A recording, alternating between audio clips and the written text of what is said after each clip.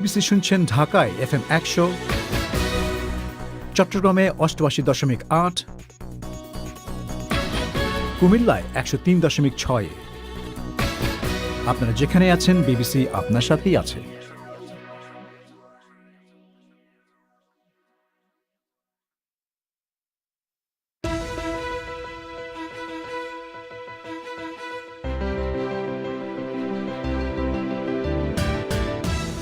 ইথিওপিয়ায় টিগ্রে রাজ্যের সামরিক সংঘাত আরও ছড়িয়ে পড়ার আশঙ্কা। বাংলাদেশে হেফাজতে ইসলামের একদল নেতা বলছেন, নতুন নেতৃত্ব নির্বাচনের প্রক্রিয়ায় জামায়াতে ইসলামের প্রভাব রয়েছে। মাদ্রাসা ভিত্তিক এই সংগঠনটিকে কেন অন্যান্য দলের সঙ্গে জড়ানো হয়? বর্তমানে যে সরকারে আছেন দল আওয়ামী লীগ এবং বিরোধী দল বিএনপি, দুটোই দলে কিন্তু আশকারা দিয়েছে নানাভাবে। এই আশকারার কারণ কিন্তু সেন্টিমেন্ট, আবেগ, ধর্মকেন্দ্রিক, তাকে দুদলেই কাজে লাগাতে চেয়েছে রাজনৈতিকভাবে। নাম উল্লেখ না করে চীনের সমালোচনা করেছেন ভারতীয় প্রধানমন্ত্রী। মানসিক রোগীদের চিকিৎসার ব্যাপারে বাংলাদেশের সামাজিক দৃষ্টিভঙ্গি কি, এ নিয়ে শুনবেন ফোন ইন। এসব নিয়েই শুরু হচ্ছে বিবিসি বাংলার প্রবাহ।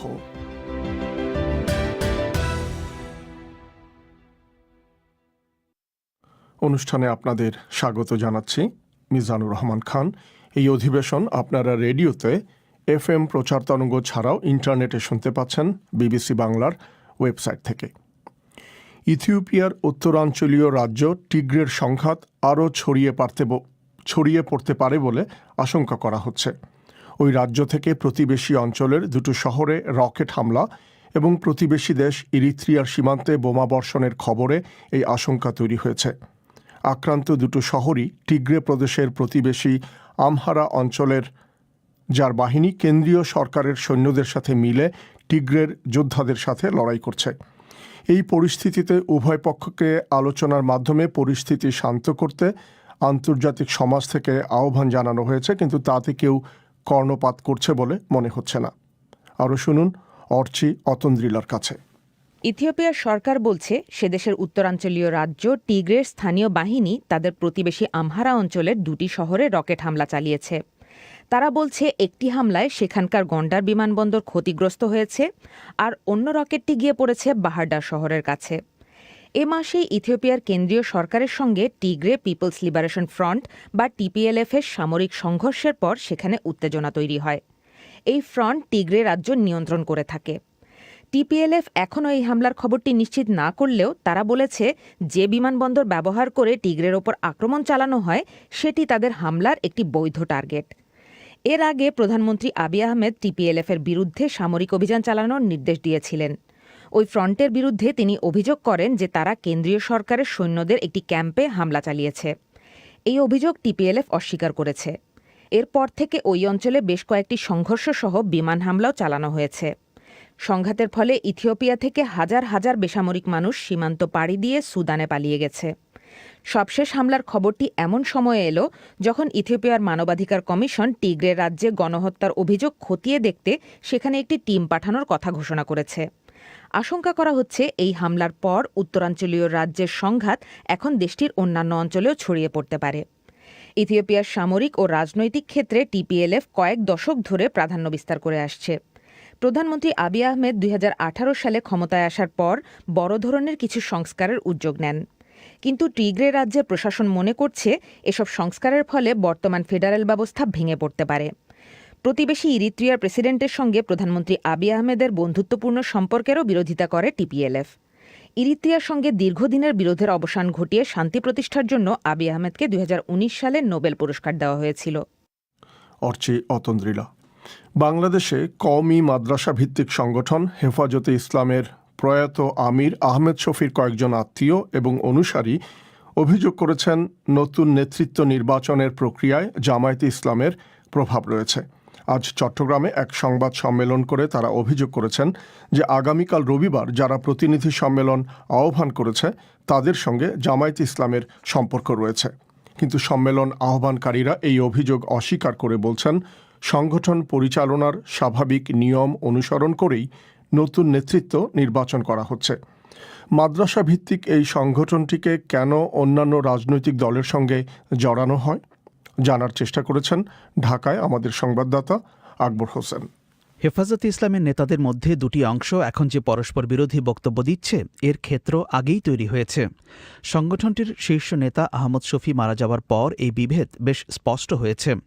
মহাসচিব জুনায়েদ বাবু নগরের অংশটি আগামীকাল চট্টগ্রামের হাটহাজারী মাদ্রাসায় সম্মেলন ডেকেছে শফি পরবর্তী নতুন নেতা নির্বাচন এবং কমিটি গঠন করার জন্য। এই পদক্ষেপে বেশ ক্ষুব্ধ হয়েছেন আহমদ শফির ছেলেসহ তার বেশ কিছু অনুসারী। তারা অভিযোগ করছেন অপরপক্ষ জামায়াত ইসলামীর দ্বারা প্রভাবিত। আহমদ শফির অনুসারী দাবি করছেন মাওলানা মঈনুদ্দিন রুহি।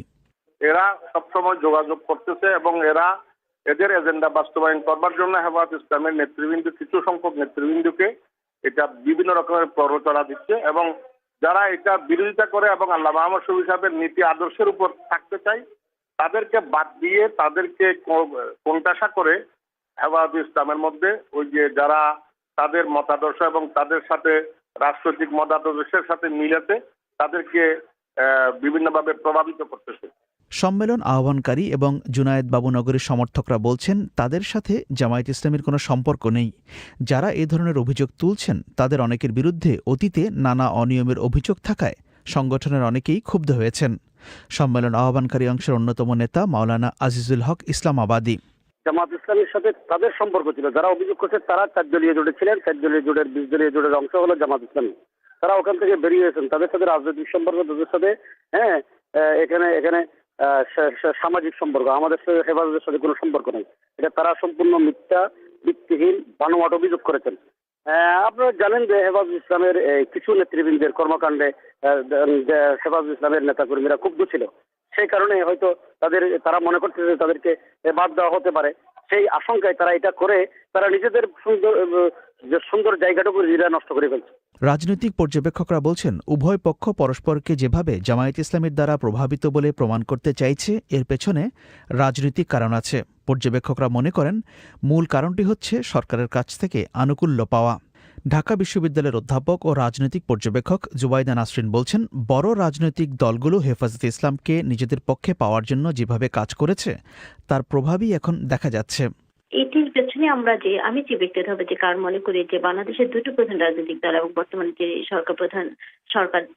সরকারে আছেন দল আওয়ামী লীগ এবং বিরোধী দল বিএনপি, দুটোই দলে কিন্তু এই সেটি কিন্তু আশকারা দিয়েছে নানাভাবে। এই আশকারার কারণ কিন্তু মূলে রয়েছে যে একটি হলো যে বাংলাদেশের মানুষকে যে একটি সেন্টিমেন্ট, আবেগ, ধর্মকেন্দ্রিক তাকে দলেই কাজে লাগাতে চেয়েছে রাজনৈতিকভাবে।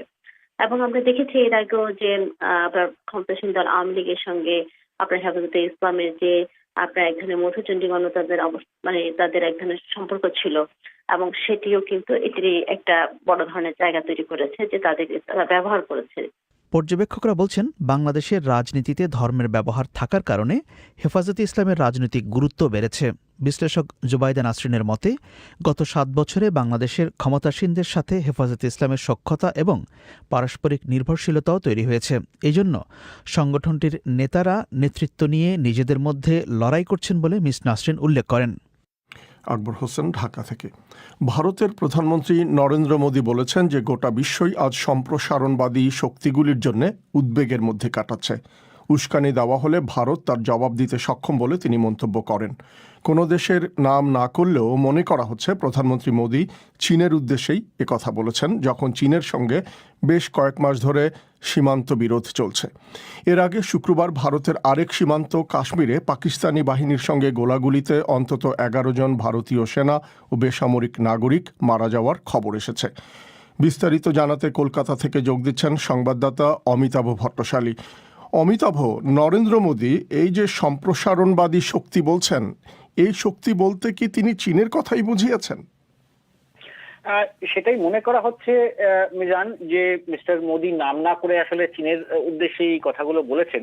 এবং এটা জানিয়ে রাখি আপনাকে যে মিস্টার মোদী আজকে রাজস্থানের জয়সলমীরে গিয়েছিলেন। সেখানে লোঙ্গেওয়ালা বলে একটি জায়গা আছে সেখানেই ভারতীয় সেনাবাহিনীর সদস্যদের সঙ্গে দেওয়ালি উদযাপন করতে গেছেন। এবং এই লোঙ্গেওয়ালাতে আসলে 1971-এর যুদ্ধে পশ্চিম রণাঙ্গনে ভারতীয় আর পাকিস্তানি বাহিনীর মধ্যে ব্যাপক লড়াই হয়েছিল। তো সেখানেই আজকে ভাষণ দিতে গিয়ে মিস্টার মোদী বলেন যে সম্প্রসারণবাদীদের কাজকর্মের জন্য পুরো বিশ্বই আজ উদ্বেগের মধ্যে সময় কাটাচ্ছে এবং এই সম্প্রসারণবাদী মনোভাব আসলে অষ্টাদশ শতাব্দীর এক মানসিক বিকৃতি বলে উল্লেখ করেন তিনি। আর তার কথায় ভারত বিশ্বাস করে যে অন্যদের কথা যেমন শোনা উচিত, তেমনি অন্যদেরও নিজের মতামত বোঝাতে চেষ্টা করে ভারত, কিন্তু যদি ভারতকে উস্কানি দেওয়া হয় তাহলে তার কড়া জবাব দিতে তৈরি, এটা মনে করেন। আর চীন ছাড়াও পাকিস্তানের প্রসঙ্গেও নাম না করে মিস্টার মোদী বলেছেন আজকে যে যখনই দরকার হয়েছে ভারত পৃথিবীকে দেখিয়ে দিয়েছে যে তার কাছে যেমন শক্তি রয়েছে, আবার সঠিক জবাব দেওয়ার মতো রাজনৈতিক সদিচ্ছাও রয়েছে, এবং সন্ত্রাসের মদতদাতাদের ঘরে ঢুকে মেরে এসেছে ভারত, এই কথাটাও তিনি উল্লেখ করেন। তো অমিতাভ, এই শুক্রবার ভারত আর পাকিস্তানের মধ্যে ব্যাপক গুলি বিনিময় হয়েছে, সেখানে আজকের পরিস্থিতি কি? আজকে নতুন করে ভারত শাসিত কাশ্মীর বা নিয়ন্ত্রণ রেখা বরাবর কোনো অশান্তি বা গোলাগুলির খবর পাওয়া যায়নি, কিন্তু শুক্রবারের কাশ্মীরের নানা সীমান্তে পাকিস্তানি বাহিনী যে গোলাগুলি চালিয়েছিল তাতে মৃতের সংখ্যা বেড়ে 11 হয়েছে, যার মধ্যে 5 জন সেনা ও নিরাপত্তা বাহিনীর সদস্য আর 6 জন রয়েছেন বেসামরিক নাগরিক।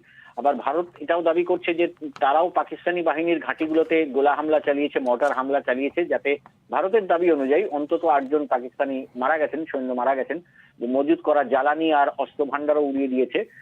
এবং নিয়ন্ত্রণ রেখার বেশ কয়েকটি সেক্টরে আসলে গতকাল এই গোলাগুলি বিনিময় হয়েছে, উড়ি, বান্দিপোরা আর কুপওয়ারা জেলাগুলিতে। এবং শ্রীনগরের সেনাবাহিনীর যে মুখপাত্র রয়েছেন কর্নেল রাজেশ কালিয়া, তিনি বলছেন যে গতকালের সংঘর্ষ বিরতির প্রতিটা ঘটনাই ছিল ভারতের অভ্যন্তরে সন্ত্রাসবাদীদের প্রবেশ করিয়ে দেওয়ার প্রচেষ্টা, আর ভারত তার উপযুক্ত জবাবও দিয়েছে। অমিতাভ, আপনাকে অনেক ধন্যবাদ। কলকাতা থেকে বলছিলেন অমিতাভ ভট্টশালী। আপনারা শুনছেন বিবিসি বাংলার প্রবাহ। এবারে মাসুদ হাসান খানের কাছে বিশ্বের আরো কিছু খবর। যে ভয়ঙ্কর সামুদ্রিক ঝড়ে ফিলিপিন্সে 42 জন মানুষ মারা গেছে, সেটি এখন ভিয়েতনামের দিকে অগ্রসর হচ্ছে। টাইফুন ভামকো রোববার ভিয়েতনামে আঘাত হানবে বলে পূর্বাভাস দেওয়া হচ্ছে। ভিয়েতনামের মধ্যাঞ্চল থেকে হাজার হাজার মানুষকে সরিয়ে নেওয়া হচ্ছে। সমুদ্র সৈকত ও বিমানবন্দরগুলো বন্ধ করে দেওয়া হয়েছে। জেলেরা বন্দরে ফিরে এসেছে। আল কায়দার দ্বিতীয় শীর্ষ নেতাকে তেহরানের রাস্তায় ইসরায়েলি এজেন্টরা হত্যা করেছে বলে নিউ ইয়র্ক টাইমসে যে রিপোর্ট বেরিয়েছে, ইরান তা অস্বীকার করেছে। এই সংবাদপত্রের খবরে বলা হচ্ছে, আবু মুহাম্মদ আল মাসরিকে গত অগস্ট মাসে মোটর বাইকে আসা 2 লোক হত্যা করে। যুক্তরাষ্ট্রের অনুরোধে ইসরায়েলি এজেন্টরা এই কাজ করে বলে দাবি করা হচ্ছে। খবরে আরো বলা হয় তার মেয়েকেও হত্যা করা হয়েছে। তবে ঘটনায় জড়িত কোনো পক্ষই এই হত্যার কথা স্বীকার করেনি। ইরানের মাটিতে আল কায়দার কারো উপস্থিতির কথা দেশটির পররাষ্ট্র মন্ত্রণালয় অস্বীকার করেছে। ইরান বলছে যুক্তরাষ্ট্র এবং ইসরায়েল তাদেরকে আল কায়দার সাথে সম্পর্কিত বলে দেখানোর চেষ্টা করছে। ডোনাল্ড ট্রাম্প এই প্রথম ইঙ্গিত দিয়েছেন যে তিনি এ মাসের প্রেসিডেন্ট নির্বাচনের ফল মেনে নেবেন। এর আগে আরও কয়েকটি গুরুত্বপূর্ণ রাজ্যে তার আইনি চ্যালেঞ্জ বাতিল হয়ে গেছে। পেনসিলভেনিয়া, অ্যারিজোনা এবং মিশিগানে তিনি মিস্টার বাইডেনের বিজয়কে চ্যালেঞ্জ করে যে মামলা করেছিলেন তাতে হেরে গেছেন। মিস্টার ট্রাম্প একথা বলেননি যে জানুয়ারিতে তার প্রতিদ্বন্দ্বী হোয়াইট হাউসে তার স্থলাভিষিক্ত হবেন, তবে তখনও তিনি প্রেসিডেন্ট থাকবেন কিনা সেটা সময়ই বলে দেবে বলে তিনি মন্তব্য করেন। নাগোর্নো কারাবাখে যুদ্ধে নিহত আজারবাইজানি এবং আর্মেনীয় সৈন্যদের মরদেহ হস্তান্তরের সময় রুশ সৈন্যরা তা তদারকি করেছে। আজারবাইজান যখন নাগোর্নো কারাবাখের দ্বিতীয় বৃহত্তম শহর সুসা দখল করে, তখন এই সৈন্যরা নিহত হয়।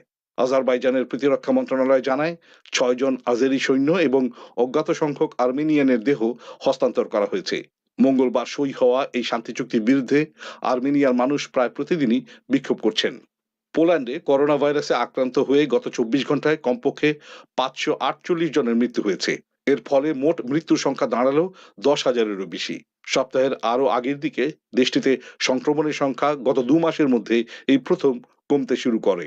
ভারতের মানুষ যখন দিওয়ালি উৎসব পালন করছেন, তখন রাজধানী দিল্লিতে বায়ু দূষণ মারাত্মক পর্যায়ে গিয়ে পৌঁছেছে। বলা হচ্ছে আতশবাজি নিষিদ্ধ করার পরেও বাতাসের অবস্থা এবং খড় পোড়ানোর কারণে এই অবস্থা তৈরি হয়েছে। রাজনীতিবিদরা বলছেন বায়ু দূষণের এরকম অবনতি ঘটায় দিল্লিতে করোনা ভাইরাসের সংক্রমণও বেড়ে গেছে। মাসুদ হাসান খান।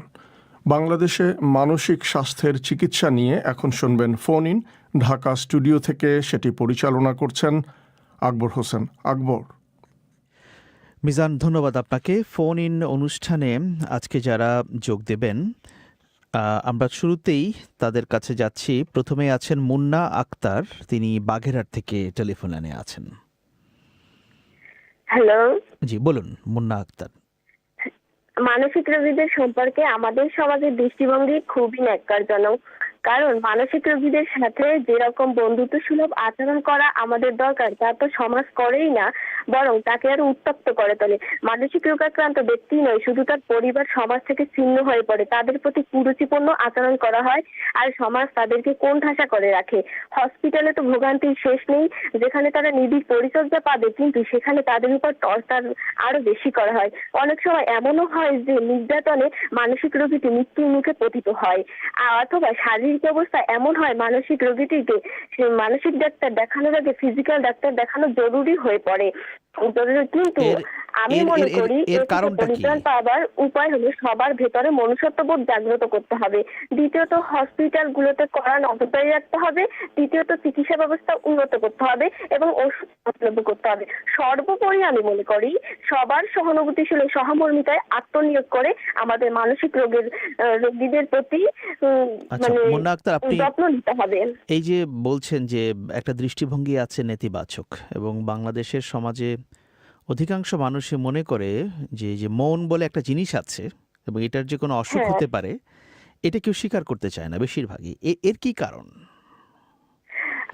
এর হচ্ছে একটা কারণ হচ্ছে যে আমাদের সমাজে ধরেন কোনো অল্প বয়স্ক মেয়ে বা অল্প বয়স্ক ছেলে যদি কখনো এরকম হয়, তাদের যে ভবিষ্যতে যে বিবাহ দেওয়া বা অন্য একটা বিষয় নিয়ে তাদের মা বাবার মনে সর্বদাই দুশ্চিন্তা থাকে, এটা যদি কেউ জানাজানি হয়ে যায় তাহলে যে অন্য একটা সমস্যায় পড়তে হবে, তাহলে তারা সমাজ থেকে আরো কোণঠাসা হয়ে পড়বে, যার কারণে তারা অনেক সময় ডাক্তারের কাছে যেতে চায় না, গোপন রাখতে চায়। কিন্তু এটা যে তাদের সমস্যাটা আরো বৃদ্ধি পাবে সেটা হয়তো অনেক গার্ডিয়ান বুঝতে পারে না। মানে অনেকটা যারা অশিক্ষিত গার্ডিয়ান, যারা সমাজের কুসংস্কারতায় ভুগছে, তারা হয়তো বা এজন্য এরকম। আর যারা প্রগতিশীল তারা হয়তো বা এটা নিয়ে ডাক্তারের কাছে যাচ্ছে, কিন্তু ডাক্তারের কাছে গেলে বা হসপিটালে গেলে যে সমস্যাটা হচ্ছে সেটা আমি একটু আগেই আপনাকে বললাম। ধন্যবাদ আপনাকে মুন্না আক্তার। এবারে ইস্ট্রিয়া অয়ন ঢাকা থেকে যোগ দিচ্ছেন। আচ্ছা, মানসিক রোগীদের চিকিৎসার ব্যাপারে বাংলাদেশের যে সামাজিক দৃষ্টিভঙ্গি আমি যেখানে বলতে চাচ্ছি, এখানে দেখা যাচ্ছে আমাদের দেশে সাধারণত যদি কোনো পরিবারে মানসিক রোগী থেকে থাকেন, প্রথমত আমাদের সমাজ ব্যবস্থায় এটাকে বলতেই লজ্জা পায় যে হচ্ছে হ্যাঁ আমার ফ্যামিলিতে একজন মানসিক রোগী আছেন। এই জিনিসটা একটা লজ্জাবোধ কাজ করে আমাদের সমাজে এই ব্যাপারটা নিয়ে। আর চিকিৎসার ব্যাপারটা তো আসলে অনেক দূরের কথা। এই যে লজ্জা, আর আমরা এই যে বলছেন লজ্জা পায়, এই লজ্জা পাওয়ার কারণটা কি? লজ্জা পাওয়ার কারণটা হচ্ছে আসলে আমাদের চারপাশের মানুষের কারণেই হচ্ছে আসলে লজ্জাটা পায়। আমার মতে হচ্ছে কি আমাদের প্রতিটা মানুষেরই আসলে কিন্তু একজন সাইকিয়াট্রিস্ট দেখানো উচিত আমার মতে। কিন্তু হচ্ছে কি ওই যে বললাম যে সামাজিক আমাদের যে অবস্থাটা, আমরা আসলে অতটা হয়তো মানসিকভাবেই উন্নত হতে পারিনি যে আমরা যে নিজেদের নিয়ে একটা যে উন্নত মানসিকতাই আমাদের তৈরি হয়নি, যার কারণে আমরা হচ্ছে গিয়ে সামাজিকভাবে কোণঠাসা হয়ে পড়তে পারি বা আমাদের সামাজিক কোনো অবক্ষয় ঘটতে পারে। এই চিন্তা বা মন মানসিকতা থেকেই আসলে আমরা ওই চিকিৎসা পর্যন্ত যাওয়া তো দূরের কথা, আগে আমরা বলতেই লজ্জা পাচ্ছি যে হ্যাঁ আমার পরিবারে একজন মানসিক রোগী আছেন। তো এই ক্ষেত্রে আমি বলবো আসলে আমাদের এই চিন্তা চেতনা ভাবনাগুলোকে একটু পরিবর্তন করতে হবে। আমাদের হচ্ছে নিজ উদ্যোগে আসলে এগিয়ে আসতে হবে। আমাদের প্রত্যেকটা আসলে এরকম মানসিক প্রতিবন্ধীদের জন্য যে হ্যাঁ তাদেরও হচ্ছে গিয়ে স্বাভাবিকভাবে জীবনযাপন করার একটা অধিকার আছে। হয়তো তারা প্রপার চিকিৎসাটা যদি পায় তাহলে তারাও খুব সবলভাবে সমাজে আসলে আর 5টা মানুষের মতো বেঁচে উঠতে পারবে। আচ্ছা, ধন্যবাদ আপনাকে ইস্ট্রিয়া অয়ন। এবারে জিতেন্দ্র কুমার কুমিল্লা থেকে কথা বলবেন। জি, আমাদের দেশে আসলে মানসিক রোগী সম্পর্কে ইতিবাচক দৃষ্টিভঙ্গি এখনো গড়ে ওঠেনি। আমরা অনেক দিক দিয়ে এগিয়েছি, কিন্তু এদিকে এই সমস্ত দিক দিয়ে অনেক পিছিয়ে আছি। মানসিক রোগ যে একটা রোগ, এটা অনেক সময় রোগীও বোঝেন না, নিজেও বোঝেন না, পাশাপাশি পরিবারের লোকেরাও বুঝতে পারেন না। আর যদি বুঝতেও পারেন তারপর অনেক সময় ডাক্তার কাছে যাওয়া হয় না এবং পরিবার সেটা প্রকাশ করতে দ্বিধাবোধ করা। আমার আগের বক্তা যেটা বলেছেন, তো এই দৃষ্টিভঙ্গিটা আমাদের পরিবর্তন দরকার এবং এটা যে একটা রোগ সেটাকে পরিবার এবং সমাজ স্বীকৃতি দিতে হবে। এবং আর সবচেয়ে বড় কথা হচ্ছে যে ইতিবাচক যে ব্যবহার, ইতিবাচক যে মনোভাব এবং সঠিক যৌক্তিক ব্যবহার এবং মানবিক ব্যবহার তারা পায় না। সমাজে অনেক সময় তারা উপেক্ষিত হয়, উপহাসের শিকার হয়। তো এটা যেন না হয় সেটা আমাদের পরিবর্তন দরকার। এবং আমাদের ডাক্তার, বিশেষ করে হসপিটালে যে চিকিৎসা দেওয়া হয় সেখানে অনেক ঘাটতি আছে এবং সম্প্রতি যে ঘটনা ঘটেছে সেটা অবাক হওয়ার কিছু নেই বলে আমি মনে করি। সেই আমাদের সমাজ ব্যবস্থারই দৃষ্টিভঙ্গির ফল বলে আমার কাছে মনে হচ্ছে। আমি নিজেও এটা শিকার হয়েছি, এই ধরনের দৃষ্টিভঙ্গির শিকার হয়েছে অনেক আগে একবার। আচ্ছা, তো আপনি কি শিকার হয়েছে বলে আপনি হাসপাতালে গিয়েছিলেন চিকিৎসার জন্য? আমি হাসপাতালে 40 দিন ছিলাম এবং আমি নিজেও বুঝতে পারিনি যে আমি মানসিক রোগী এবং আমাকে বলাও হয়নি এবং আমার পরিবারও বলেনি, আবার হসপিটালেও বলেনি। হ্যাঁ, তো এটা আমি শিকার হয়েছি এবং তারা আমার সাথে যৌক্তিক আচরণ করেনি, তুই করে আচরণ করেছিল, যেটা আমি যখন পরে অনেক সুস্থ হয়ে চাকরি করি, পরে যখন যাই তখনও আমার সাথে তুই করে ব্যবহার করা হয়েছে। তখন আমি ভাবলাম যে তাদের চিকিৎসা প্রয়োজন যারা আমার সাথে এই ধরনের ট্রিট করেছিল। তো আমি অত্যন্ত দুঃখিত, আমাদের এখনো পরিবর্তন হয়নি। কয়েকদিন আগে যে দুঃখজনক ঘটনাটা ঘটেছিল সেটা প্রমাণ করে যে আমাদের দৃষ্টিভঙ্গির আসলে কোনো পরিবর্তন হয়নি। ধন্যবাদ আপনাকে জিতেন্দ্র কুমার আপনার মতামতের জন্য। এবারে আফসানা সিদ্দিকা পিরোজপুর থেকে টেলিফোন লাইনে আছেন।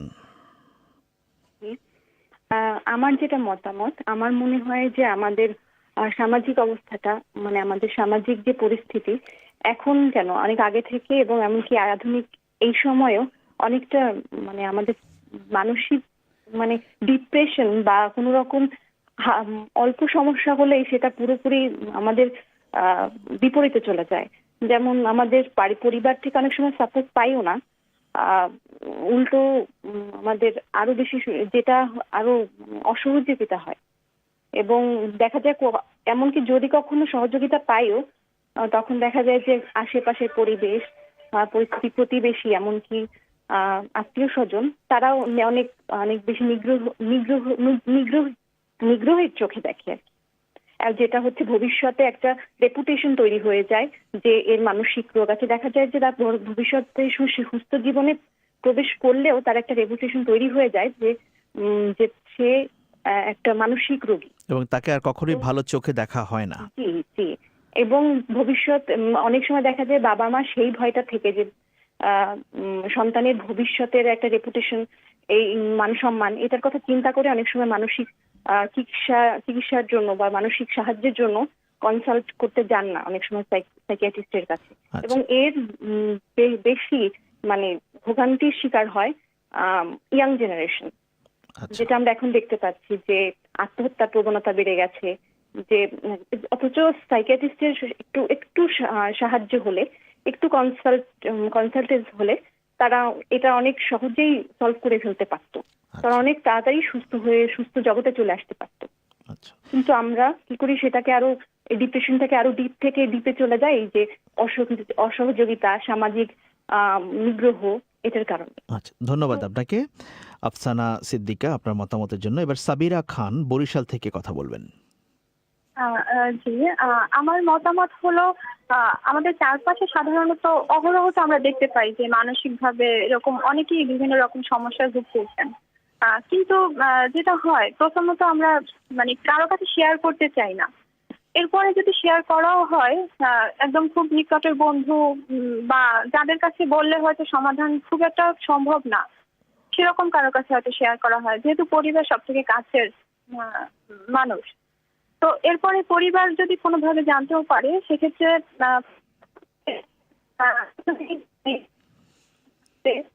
কিভাবে নিবে, তো জানাজানি হবে, এরকম ভাবে চিন্তা করে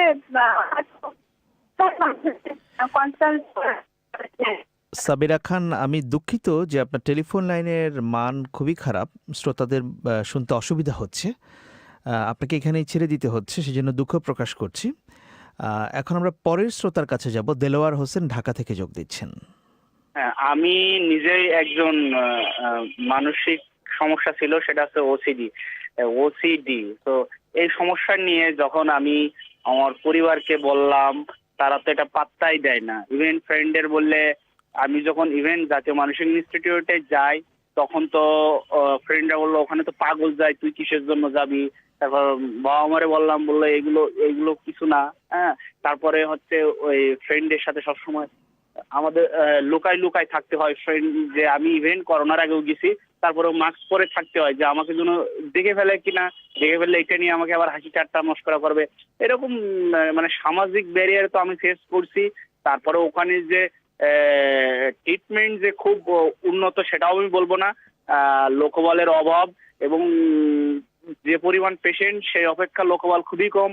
অনেকের মানসিক রোগের তো বিভিন্নতা থাকে, কিন্তু ওখানে যে গ্রুপ থেরাপি দেওয়া হয় ওখানে ওইভাবে কেউ কারো পার্সোনাল কথা শেয়ার করতে পারে না, আলটিমেটলি ভালো ফল ওখানে হয় না। আচ্ছা, তো এখন আপনার কাছে এমনি কি মনে হয় যে চিকিৎসা নিলে বা চিকিৎসকের শরণাপন্ন হলে পরিস্থিতির উন্নতি হয় কিনা? পরিস্থিতির উন্নত হয়, বাট সেটা স্লো মোশনে। আমার প্রবলেমটা ছিল 2014-তে, এখনো এটা ঠিকঠাক হয়নি, এটা অনেক স্লো মোশনে। তারা অনেকে তাদের জনবল কম থাকার কারণে তারা মাসে হয়তো 1-2 দিন ডেট দেয়, আসলে সেটা পেশেন্টের জন্য সাফিসিয়েন্ট না। মানে আপনি বলছেন যে পর্যাপ্ত ভালো মতো ট্রিটমেন্ট হলে এটা এখান থেকে এই সংকট। এক্স্যাক্টলি। আচ্ছা, আর আমি মনে করি বাংলাদেশের প্রত্যেকটা স্কুল পর্যায়ে যদি একজন সাইকোলজিস্ট টিচার নিয়োগ করা যেত, আমার মনে হয় এই প্রবলেমটা মানে ভিতর থেকে সলভ হয়ে যেত। আচ্ছা, ধন্যবাদ আপনাকে দেলোয়ার হোসেন আপনার মতামতের জন্য। এবারে ফারিয়া সুলতানা সাতক্ষীরা থেকে কথা বলবেন। আমি কি শুরু করি? হ্যাঁ, বলুন। আমাদের বাংলাদেশের প্রেক্ষাপটে মেন্টাল হেলথ জিনিসটা এখনো প্রচন্ড আকারে নেগেটিভ ভাবে দেখা হয়। আমরা যে যতদূর জানি পাবনা একটা মেন্টাল হেলথ আছে, এটা এখনো 100 জনের ভিতরে 90 জন বলে পাবনার পাগলাগারদ। এটা কি মেন্টাল হেলথ মিনস কি পাগলাগারদ? কখনোই না। এটা আমাদের মানে স্টার্টিং লেভেল, মানে স্কুল কলেজ থেকে এটা শুরু করা উচিত। মেন্টাল হেলথ জিনিসটা কি, মানুষ কিন্তু বিভিন্নভাবে মানসিক সমস্যায় ভুগতে পারে। আর দ্বিতীয়ত, প্রত্যেকটা হসপিটালের যে স্টাফ আছে এদের বিহেভিয়ার মানে এতটাই খারাপ জিনিস। আমি এমনিতেই যাব, যদি আমাকে যেখানে যে সুইটেবল ফিল না করি আমি কিন্তু সেখানে যে কোনো কথা বলতে পারবো না। আর সেখানে পরিবেশটাও যদি আমার অনুকূলে না আসে আমি কিছু বলতে পারবো না। আমি ভয়ে যাই যে কি বলবে। সেখানে বাই চান্স আমি যাচ্ছি একটা মেন্টাল হসপিটালে, যে কোনো কারণে পরিচিত কেউ হয়ে গেলে পরের দিনই ছড়া যাবে অমুক গিয়েছিল মেন্টাল হসপিটালে, পাগল হয়ে গেছে। সুতরাং এখন মানে সমস্যাটা মেন পর্যায়ে। সুতরাং এটা আমাদের বিগিনিং রুট লেভেল থেকে শুরু করতে হবে। স্কুল পর্যায়ের বাচ্চাও কিন্তু একটা মেন্টাল হেলথের প্রবলেম মানে আপনি বলছেন যে একেবারে শুরু থেকে এই যে মন যে একটা ব্যাপার, এটা যে অসুখ হতে পারে, এই ধারণাটা প্রতিষ্ঠা করতে হবে একদম শুরু থেকে। আমি বলি একটা বাচ্চাও কিন্তু আমি ছিলাম ছোট বয়সে মেন্টাল হেলথে, আমি ছিলাম। এটা সমস্যা আমার ছিল, আমার মনকে আমি বুঝতাম না কি করব, মানে সবার ভয়ে মা বাবাকে শেয়ার করতে পারতাম না। সুতরাং এটা বাচ্চাদের মাধ্যমে ছোটবেলা থেকে সবার মাধ্যমে ছড়াইতে হবে। আর আরেকটা জিনিসে অনেক জোর দিতে হবে, মানুষ হসপিটালে যায় কিন্তু কেয়ার নিতে, ভালোবাসা পেতে। এই যে লাস্ট যে ঘটনাটা হলো, একটা পুলিশ মারা গেলেন, স্টাফদের বিহেভিয়ার এত খারাপ। ও মাই গড, এই খারাপ বিহেভিয়ার নিয়ে কি আপনি কখনো যাবেন কেয়ার নিতে? এমনি আমরা ধোঁকা নিতে থাকি, কি হবে মানুষের সমস্যা, এমনিতে কারো সাপোর্ট পাই না। এই জিনিসগুলো প্রথম বিগিনিং লেভেল থেকে শুরু করতে হবে, এই ধারণাটা চেঞ্জ করতে হবে।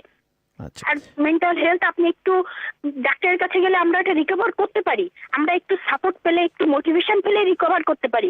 সেখানে ডাক্তারের সাপোর্টটা অনেক বড় বিষয় একটা। আচ্ছা, ধন্যবাদ আপনাকে। হ্যাঁ, পজিটিভিটি বাড়াইতে হবে।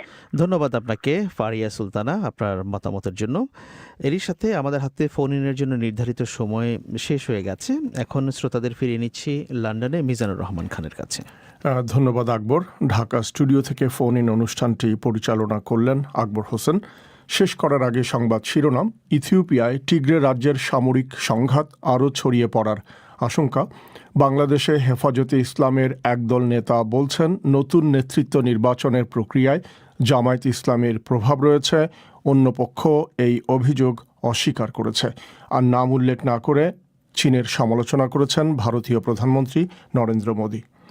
আমাদের পরবর্তী অধিবেশন পরিক্রমা শুনবেন আশা করে বিবিসির লন্ডন স্টুডিও থেকে আমি মিজানুর রহমান খান আপাতত এখানেই বিদায় চাইছি। ধন্যবাদ। ব্যস্ততার মধ্যেও আমাদের অনুষ্ঠান